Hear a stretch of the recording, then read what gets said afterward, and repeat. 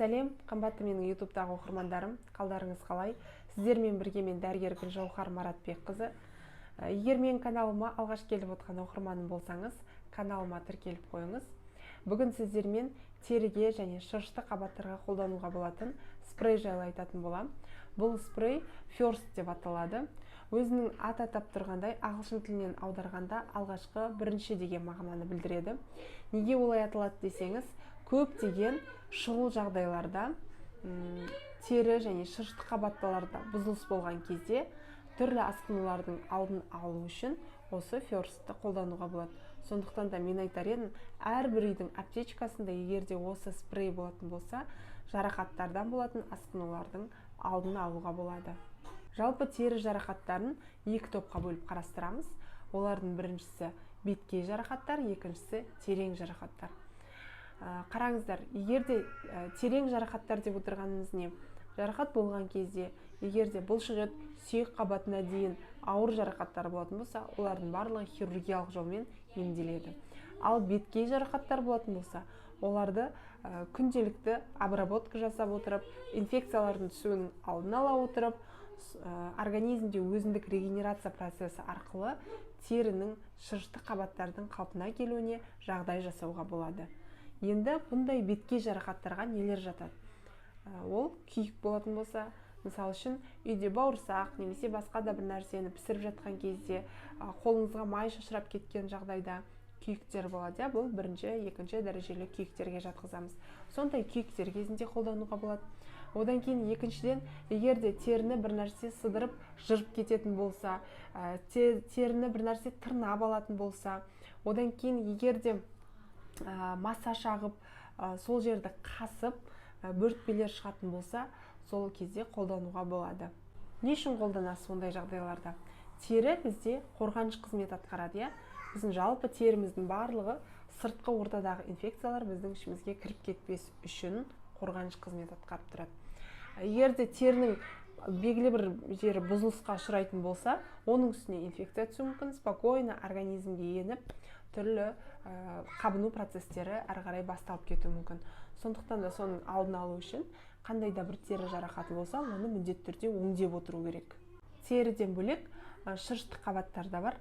Ондай шырышты қабаттардағы бұзылыстарға ауыз қуысының қабыну процестерін айтамыз. Мысалы үшін стоматитті айтуымызға болады. Сонымен қатар ангина және де егерде төменгі жыныс жолдарын алатын болсақ, ол жерде де шырышты қабаттар бар. Қандай жағдайларда қолданамыз? Мысалы үшін бассейнге барып келгеннен кейін, бассейнге көп адам түсетін болғаннан кейін, ол жерде инфекциялар болуы мүмкін.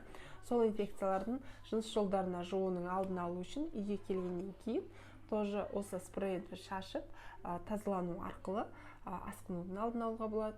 Одан кейін босанған әйелдерде босану жолдарында егерде қандай да бір жарақаттар болатын болса, жыртылулар болса, трещиналар болатын болса, соған себуге болады.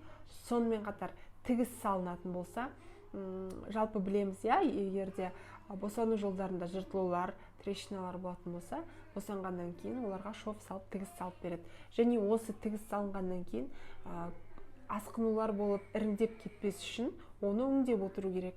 Біз айтамыз, мысалы үшін күнделікті сабынмен жуып отырыңыз, қайта-қайта подмываться етіп отырыңыз деп рекомендация айтамыз. Дегенмен де егерде жиі сабынмен жуа беретін болса, онда ол жердің pH ортасы, микрофлорасы бұзылысқа ұшырайды. Сондықтан да әртүрлі іріңді қабынулардың алдын алу үшін осы спрейді қолдануға болады. Енді осыншама жағдайларда қолдануға болатындай, бұл спрейдің құрамында не бар деген сұрақ келетін болар.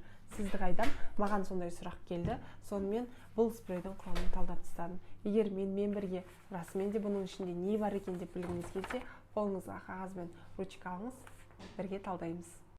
Ең алдымен ортасына First деп жазып алайық. Негізінен First'тың құрамында 10-нан астам көптеген емдік мақсатта қолданылатын шөптердің сығындысы бар. Солардың құрамында ең бірінші ромашканы айта кетейік. Ромашканы онсыз да барлығы тамақ ауырған кезде, ангина кезінде тамақ шаю мақсатында қолданады. Бүгін сонымен қатар тағы бір қасиетін айтқым келіп тұр. Бұл емдік шөптің құрамында дубильная кислота бар және магний бар. Сол арқылы олар күйікке қарсы әсер ете алады. Сонымен қатар құрамында К витамині бар, сол арқылы қан кетулер кезінде, мысалы теріні жарақаттап алғанда кішкене қан кетулер болса, соларды тоқтата алатын әсері бар. Одан кейін екінші имбир бар. Имбир ауырсынуды басады. Оның құрамында В тобының витаминдері кездеседі. Сондықтан да егерде қандай да бір ауырсынулар болып жатса, соларды басуға әсер ете алады. Имбирдің тағы бір қасиеті бар, ол ауырсынудан бөлек бактерияларға, вирустарға, яғни грибоктарға, жалпы инфекцияларға қарсы әсер ете отырып, жергілікті иммунитетті көтеруге қатысады. Келесі ферсттің құрамына кіретін емдік шөптердің бірі ол тимьян. Германиядағы шөптерді медициналық емдік мақсатта қолдану үшін шөптерді тексеріп, қандай бағытта қолдануға болатынын шешім қабылдайтын арнайы комитет бар. Сол комитет осы тимьянды көкжөтелге, сонымен қатар бронхитке қарсы емдік әсері бар деп анықтаған. Сондықтан да ферстті бронхит кезінде және жөтел болған кезде пайдалануға болады. Келесі ферсттің құрамына кіретін ол шалфей. Шалфейді барлығы да біледі, ангина кезінде, тіс қанауы, сонымен қатар ауыз қуысының шырышты қабаттарында қабынулар, яғни стоматит болған кезінде ауызды шаюға болады. Ферсттің құрамында сонымен қатар мыңжылдық деген шөп бар. Оның құрамында витамин С бар, иммунитетті көтереді, Д витамині бар, К витамині бар, қан кетулер кезінде жергілікті қан тоқтату үшін көмектесетін. Одан кейін осы мыңжылдықтың жыныс жолдарының инфекцияларына қарсы әсері бар. Эрозиялар кезінде, сонымен қатар жағымсыз бөлінділер болғанда жергілікті шаю мақсатында қолдануға болады. Сол кезде инфекцияға қарсы әсер береді. Спрей құрамындағы емдік шөптердің бірі ол календула. Календула бұның әсері қандай да бір соққы қалған кезде жергілікті көгерулер болса, сол синяктарды тез-тез кетіруге әсер етеді. Ферсттің құрамында эвкалипт бар. Сондықтан да ауыз қуысынан жағымсыз иіс шыққан кезде соларды басу үшін, сонымен қатар қабынуларға қарсы әсер көрсетеді. Спрейдің инфекцияларға қарсы, бактерияға, вирусқа қарсы әсерін күшейтетін құрамына прополис қосылған. Сондықтан да түрлі жарақаттар болғанда олардың үстіне инфекция түсіп, іріңдеп, асқынулар болмауының алдын алады. Одан бөлек тағы да құрамына адуванчик, яғни бақ-бақты қосқан. Оның екі түрлі әсері бар. Біріншісі косметикалық бағытта қолдануға болады. Қандай да бір теріде қараюлар пайда болса, соларды қайтадан тері түсін қалпына келтіріп ағартуға көмектеседі. Және жөтел болған кезде қақырық түсіретін әсері бар. Көріп отқандарыңыздай, ферсттің құрамында көптеген емдік шөптер бар. Олардан бөлек спрейдің емдік мақсаттағы профилактикалық мақсатты әсерін күшейтетін құрамында 78% құрайтын алоэ бар. Алоэні білесіздер, ежелден емдік мақсатта қолданылатын өсімдіктердің біріне жатады. Оның құрамында витаминдер бар түрлі, А, Б, С, Д, Е тобына жататын витаминдер бар. Сонымен қатар минералдар бар. Біздің ағзамызға қажетті 30 түрлі минерал осы алоэның құрамынан келеді. Одан кейін ең маңызды, яғни организмде регенерация деп отырғанымыз, мысалы, тіндер жарақаттар болады ғой, сосын соның қайтадан орнына қалпына келу процесі. Осы қалпына келу процесін тездетеді, жеделдету қызметін атқарады. Бұның құрамында соған қатысатын амин қышқылдары бар. Сондықтан да организмде қайта қалпына келтіру процесін жеделдетіп отырады.